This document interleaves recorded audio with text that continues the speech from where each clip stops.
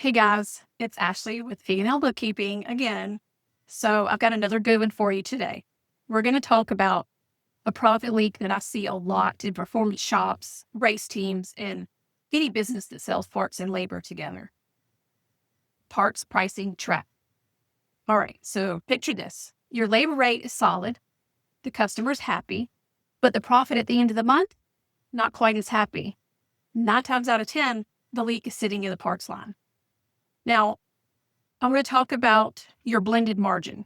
Okay. Most people think margin is just what do I mark up each part? But the real question is, what margin am I making on the whole package? That's going to be your blended margin. So, for example, you've got 3 parts in a job. Part A, 40% margin. Part B, 30%. And part C, 5%. You did the customer a favor that time. So you're like, okay, I'll roll 25 to 30%.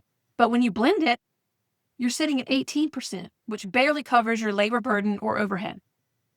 So for shops, those tiny discounts add up really fast. That $8 gasket that you undercharge is sitting inside a $1,200 labor package. And it does matter. Okay. Now, there's two lies that shops tell themselves. I'll make it up on labor. Not really. Labor already has its own set of costs. You've got raises for employees, commissions, overhead. You can't make it up in labor every time. It's just one part.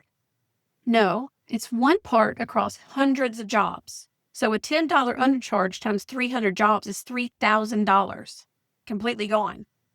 When you look at the time, materials, admin work, shop space a part consumes, a $10 markup doesn't even cover the real cost of touching that part. So when you're trying to price your parts, you want to look at a few things. You want to look at the cost of goods, what it actually costs. That's the easy one. The labor burden, not just the tech rate, but taxes, insurance, downtime, training, all of those types of things. And then you want to look at your overhead, rent, equipment, software, admin, other supplies. When you know those numbers, your markup is just a simple math equation, not your emotions. Now, here's an example. So I've got a transparent package. Say that 3 times fast. It's got about 5 hours of labor, $210 in parts. You're going to hook up the customer and undercharge the fluids by $18. Not too bad. That $18 just dropped your blended margin from 32% to 24%. Now, if you do that 50 times per year, you just gave away $900 in profit. Not revenue, but profit. So you want a standardized system and a data-backed system for your pricing. Once you understand the blended margin, your pricing becomes consistent, profitable, non-emotional, which is what I am victim of, and not random. You're not dealing with, well, they're a good customer, so there's this. No more parts pricing traps. No more mystery profit leaks. Okay? You can't do any good to that customer giving them deals if you're not going to be around to help them in the future.